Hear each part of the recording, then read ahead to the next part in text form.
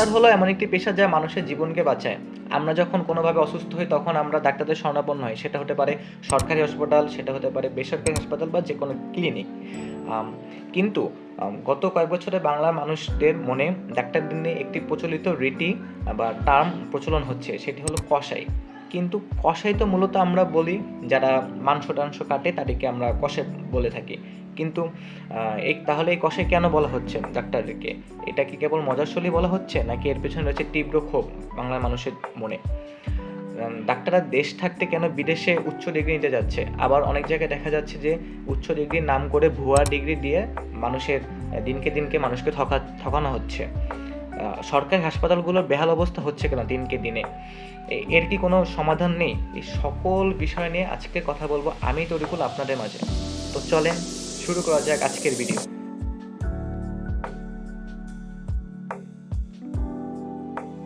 তো পুরো ভিডিওটি আমি টোটাল 5টি ধাপে সাজিয়েছি। ধাপ 1 হলো চিকিৎসার খরচ এবং ডাক্তারের ফি। ধাপ 2 হলো দেশীয় ডিগ্রি বনাম বিদেশি ডিগ্রি। ধাপ 3 হলো দেশীয় ছোট ছোট ডিগ্রি ডাক্তারদের এদেশে কতটুকু প্রয়োজন বা ওই রকম ডাক্তারদের কতটুকু কদরতা রয়েছে। ধাপ 4 হলো সরকারি হাসপাতালের সীমাবদ্ধতা এবং এখানে কি কি দুর্নীতি হয়। ধাপ 5 হলো ডাক্তারদের পেশার চ্যালেঞ্জ এবং এর সমাধানটা কি। এই টোটাল 5টি ধাপে সাজিয়েছি। তো একটা ধাপ করে চলেন জেনে নেওয়া যাক। ধাপ 1, চিকিৎসার খরচ এবং ডাক্তারদের ফি। বাংলাদেশের ম্যাক্সিমাম বেসরকারি হাসপাতাল বা ক্লিনিকগুলোতে ডাক্তারের ফি সাধারণত 1000 থেকে 1500 টাকা হয়ে থাকে, কখনো কখনো তারও বেশি হয়ে থাকে। তো একটি নিম্ন পরিবার বা লোয়ার মিডল ক্লাস বা তারও থেকে নিম্ন পরিবারের ক্ষেত্রে এই ধরনের ফি বহন করা বেশ কষ্টসাধ্য। শুধু তো ফি এই পর্যন্ত সীমাবদ্ধ না, তাকে নানা রকম প্রেসক্রিপশনে নানা রকম অনেক দামি দামি ওষুধ দেওয়া হবে, যে ওষুধগুলো আবার সকল ফার্মেসিতে পাওয়া যায় না অনেক সময়। আবার অনেক সময় দেখা যায় যে রোগীর যে কয়টা টেস্ট প্রয়োজন, পরীক্ষা নিরীক্ষা প্রয়োজন, তার বাইরে অপ্রয়োজনে অনেক টেস্ট দেওয়া হচ্ছে, যার কারণে রোগীদের অতিরিক্ত টাকা বহন করতে হচ্ছে, যার জন্য তারা ডাক্তারদের কষায় বলতে বাধ্য হচ্ছে।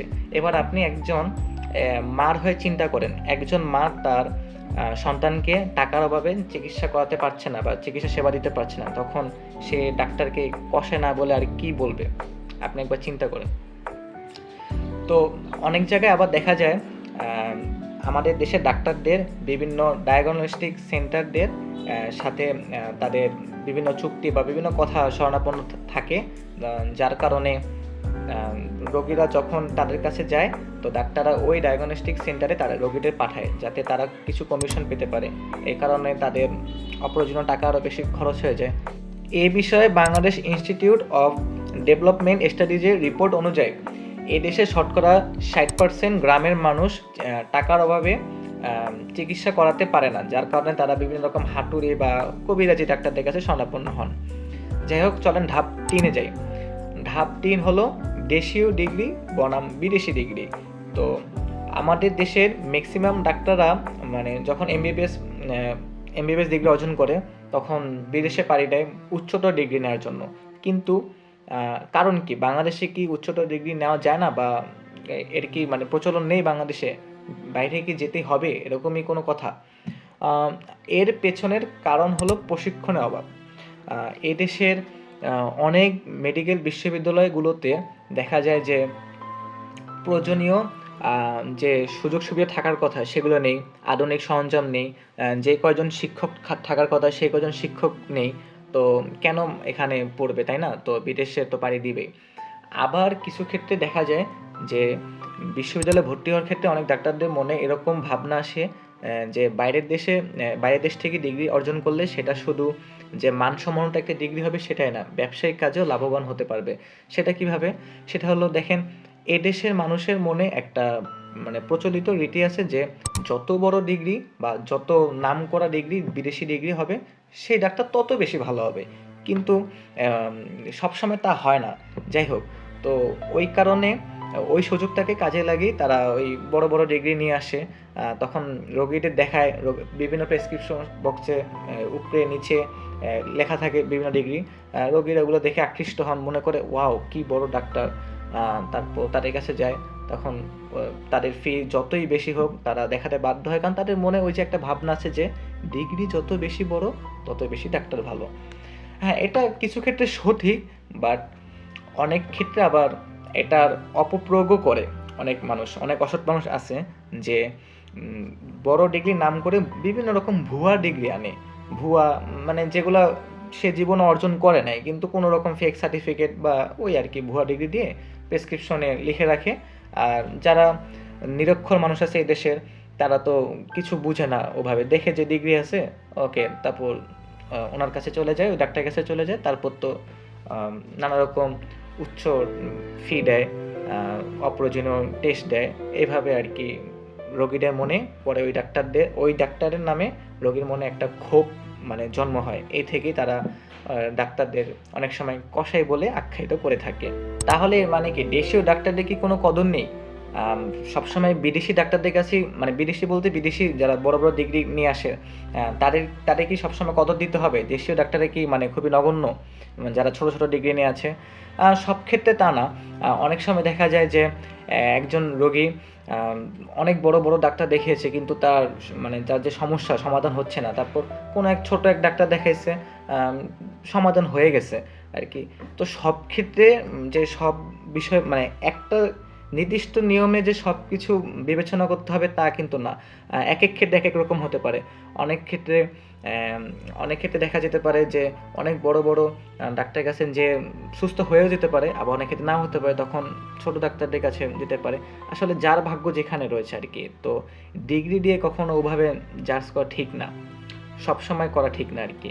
তবে কিছু ক্ষেত্রে তো অবশ্যই ঠিক আছে, যত এক্সপিরিয়েন্স হবে তত এক্সপিরিয়েন্স হওয়ার যত ডিগ্রি প্রয়োজন তত ঠিক আছে। কিন্তু ওই যে বললাম, অনেক ক্ষেত্রে এই ডিগ্রির নাম করে অনেকে ওই যে ভুয়া সার্টিফিকেট নেয়, তখন আবার সমস্যা হয়ে যায়।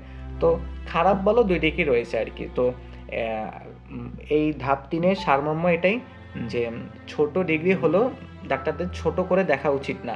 সকল ডাক্তারই মানে যারা ভালো মনের সকল ডাক্তারই চায় যে রোগীর সেবা করতে আর কি। তো আমরা যেন এরকম মনে না করি যে ওই ডাক্তারটার ডিগ্রি তো খুব ছোট, বিদেশ টিদেশ যায় নাই, দেশ থেকে কয়েকটা ডিগ্রি নিছে, তো এই নিয়ে আর কি চিকিৎসা করবে, এরকম ধারণা থেকে আমাদের বের হয়ে আসতে হবে। তারাও ভালো চিকিৎসা করতে পারে, তাদের উপরে আস্থা রাখতে হবে আমাদের। তাহলে হয়তো দেশে বড় বড় আমরা ইন ফিউচারে দেশ থেকে হয়তো বড় বড় ডিগ্রি দেখতে পারবো, কারণ তারা বিদেশে যেতে তখন আগ্রহ কম বোধ করবে আর কি। যাই হোক, ধাপ 4-এ চলেন। ধাপ 4 হলো সরকারি হাসপাতালের সীমাবদ্ধতা এবং দুর্নীতি।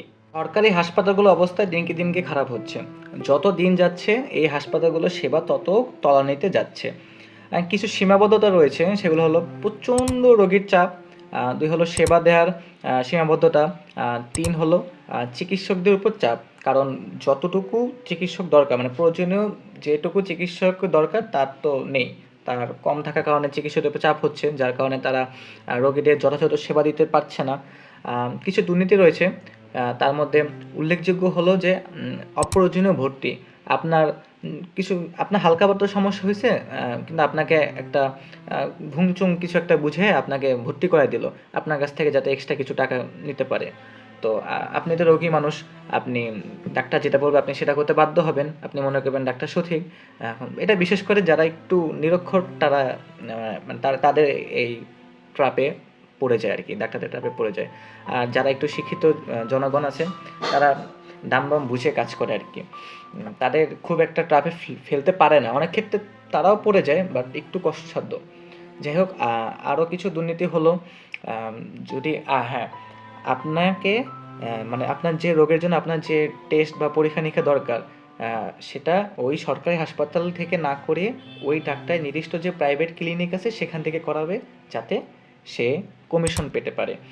এখন আপনাকে নানা রকম কিছু বুঝাবে যে এই সরকারি হাসপাতালে এখানে আপনি পরীক্ষা করতে অনেক সময় লাগবে, আমার ক্লিনিকে আসুন, আমি আপনাকে অনেক সহজে করাই দিব, এসে আপনি চলে যাবেন, কিন্তু টাকা হয়তো বেশি নেবে, আর যার মাধ্যমে সে কমিশন পাবে। এখন তার যদি লাভ না হয়, তার লাভ না হলে তো আপনাকে কখনো তার প্রাইভেট ক্লিনিকে পাঠাবে না, তাই না? তো তার লাভ তো অবশ্যই আছে। তো একটা গবেষণায় দেখা যায় যে বাংলাদেশে প্রায় 30% ডক্টর, মানে যারা সরকারি মেডিকেলে যারা চিকিৎসা দিয়ে থাকে, তারা তাদের মধ্যে 30% হলো ওই প্রাইভেট, তাদের নিজেদের যে প্রাইভেট আছে মানে প্রাইভেট চেম্বারে রিপোর্ট বা পরীক্ষা নিরীক্ষা করার জন্য রোগীদের অনুপ্রেরণা দেয় বা রোগীদের আশ্বস্ত করে যে আমার ক্লিনিকে আসুন, এখানে আপনি পরীক্ষা নিরীক্ষা করান। তো এটা খুব একটা তো ভালো দিক না।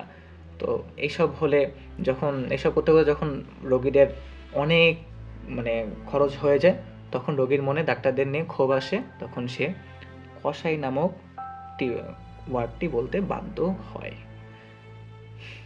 তো চলেন ধাপ 5-এ যাওয়া যাক। এবার ধাপ 5 ছিল ডাক্তারদের পেশার চ্যালেঞ্জ এবং এই টোটাল বিষয়টার সমাধান কি। কিন্তু আমি একটা বিষয় অ্যাড করতে চাই এখানে। এই ধাপ 5-এ যাওয়ার আগে কিছু জিনিস আমরা জেনে নিই চলেন। বাংলাদেশের পত্রপত্রিকায় এই দেশের টোটাল স্বাস্থ্য খাতে কী পরিমাণ দুর্নীতি হয়েছে বা নানা রকম কিছু অপকর্মের কথা আমরা জেনে নিই, তারপর আমরা ধাপ 5 সম্পর্কে অবগত হব। চলেন।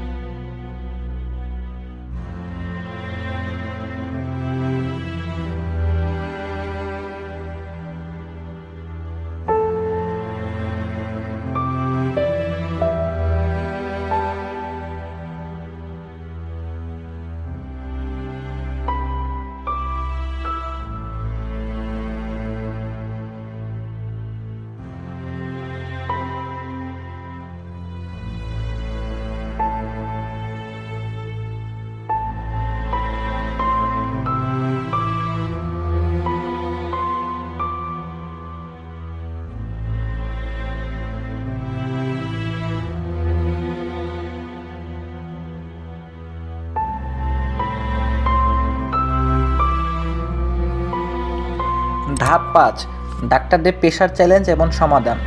ডাক্তারদের উপর চাপ অনেক বেশি, তারা দীর্ঘ সময় কাজ করেন, ফলে ক্লান্তি ও ভুল হওয়া স্বাভাবিক তাদের জন্য। তবে কিছু ডাক্তার তাদের অতিরিক্ত টাকার লোভে রোগীদের ঠকিয়ে থাকেন, যা পেশার সুনামকে ক্ষুণ্ণ করে থাকে। এবার চলেন সমাধান জানা যাক। সমাধানকে আমি টোটাল 5টি ভাগে ভাগ করেছি, 5টি ভাগ একে একে করে বলি। বাংলাদেশের স্বাস্থ্য খাতের সমস্যাগুলি সমাধান করা একটি জটিল কাজ হলেও এটি সম্ভব। সেই সম্ভব কীভাবে হতে পারে সেখানে মধ্যে ধাপ 1 হলো ডাক্তারদের নৈতিকতা ও দায়িত্বশীলতা বৃদ্ধি। প্রত্যেক ডাক্তারদের জন্য নৈতিক শিক্ষার উপর জোর দিতে হবে। চিকিৎসা পেশায় যুক্ত থাকার আগে এবং পরে নিয়মিত প্রশিক্ষণ ও মূল্যায়ন ব্যবস্থা চালু করতে হবে। ধাপ 2 হলো ভুয়া ডিগ্রিধারীদের বিরুদ্ধে কঠোর আইন প্রয়োগ করতে হবে। ভুয়া ডিগ্রিধারী ডাক্তারদের শনাক্ত করে তাদের বিরুদ্ধে কঠোর শাস্তি ব্যবস্থা করা উচিত। প্রতিটি ডাক্তার এবং হাসপাতালের লাইসেন্স নিয়মিত যাচাই করার একটি স্বচ্ছ প্রক্রিয়া গড়ে তোলা প্রয়োজন, বা হতে পারে সরকার তরফ থেকে এই বিষয়ে একটি কমিটি গঠন করতে পারে। যাই হোক, ধাপ 3 হলো চিকিৎসার খরচ নিয়ন্ত্রণ। বেসরকারি হাসপাতাল ও ক্লিনিকে চিকিৎসার ফি নির্ধারণে সরকারের কঠোর নিয়ন্ত্রণ থাকতে হবে। দরিদ্র ও মধ্যবিত্তদের জন্য সাবসিডি ভিত্তিক স্বাস্থ্যসেবা নিশ্চিত করতে হবে। ধাপ 4, প্রয়োজনের বাইরে পরীক্ষা নির্ধারণ বন্ধ। পরীক্ষাগুলো স্বচ্ছতার সাথে মনিটরিংয়ের জন্য একটি কমিটি থাকতে হবে। রোগীর প্রয়োজন ছাড়াই কোনো পরীক্ষা নির্ধারণ করলে সেই ডাক্তারের বিরুদ্ধে ব্যবস্থা নেওয়া উচিত। ধাপ 5, সরকারি হাসপাতালে মান উন্নয়ন। চিকিৎসকদের জন্য পর্যাপ্ত সুযোগ সুবিধা এবং রোগীদের জন্য আধুনিক যন্ত্রপাতি সরবরাহ করতে হবে। হাসপাতালের শয্যা সংখ্যা বাড়াতে হবে এবং পর্যাপ্ত নার্স, টেকনিশিয়ান ও ডাক্তার নিয়োগ দিতে হবে, যাতে রোগীরা স্বাচ্ছন্দ্যভাবে চিকিৎসা নিতে আগ্রহ হয় সরকারি হাসপাতালগুলোতে, যাতে কোনো সমস্যায় ভুগতে তাদের না হয়। এবার চলেন কিছু বিশেষজ্ঞদের মন্তব্য জানা যাক। ডক্টর দেবী শেঠি, ইনি একজন ভারতীয় কার্ডিয়াক সার্জন। তিনি বলেন, চিকিৎসা খরচ কমাতে এবং জনগণের আস্থা অর্জনে সরকার ও চিকিৎসকদের একসঙ্গে কাজ করতে হবে। শিক্ষা ব্যবস্থা মান বাড়ানো এবং ভুয়া ডিগ্রির বিরুদ্ধে কঠোর ব্যবস্থা নিতে হবে। 2 হলো আরেকজন আমাদের বাংলাদেশের ডক্টর আবদুল্লাহ আল মামুন। তিনি বলেন, চিকিৎসকদের পেশাদারিত্ব নিশ্চিত করতে নিয়মিত প্রশিক্ষণ এবং জনসচেতনতা বাড়ানোর উদ্যোগ নেওয়া উচিত। এবার চলেন জানা যাক যে বিদেশে এরকম সমস্যা কি হয়েছে বা তাদের সমাধানটা কি, তারা কীরকম করেছে। যদি আমরা ভারতের দিকে তাকাই, ভারতের কিছু অঞ্চলে ভুয়া ডাক্তার এবং অপ্রয়োজনীয় পরীক্ষার অভিযোগ পাওয়া গিয়েছে। সমাধানের জন্য তারা ডিজিটাল মেডিকেল রেজিস্ট্রি চালু করেছে, যেখানে প্রতিটি ডাক্তার পরিচয়পত্র যোগ্যতা যাচাই করা হয়। নাইজেরিয়ার দিকে যদি তাকাই আমরা, নাইজেরিয়া ভুয়া ডাক্তারদের বিরুদ্ধে ব্যাপক অভিযান চালিয়ে অনেকের লাইসেন্স বাতিল করা হয়েছে এবং রেজিস্ট্রেশন প্রক্রিয়া কঠোর করা হয়েছে। তো চলেন এবার এই পুরো যে সমাধান যেটুকু বললাম এটার যদি একটু সারমর্ম দেই, 3টা বিষয় সারমর্ম আমার মনে হয় দেওয়া দরকার। রোগীদের সচেতনতা, রোগীদের উচিত ডাক্তারদের ডিগ্রি ও লাইসেন্স যাচাই করা। 2 হলো প্রশিক্ষিত পেশাদারদের অগ্রাধিকার, শুধু বড় ডিগ্রি নয়, ডাক্তাররা যেন নিজেদের দক্ষতাকে মূল্যায়িত করে। বড় ডিগ্রি দেখে তারা যেন রোগীদের নানারকম ফাঁদে যেন না ফেলায়।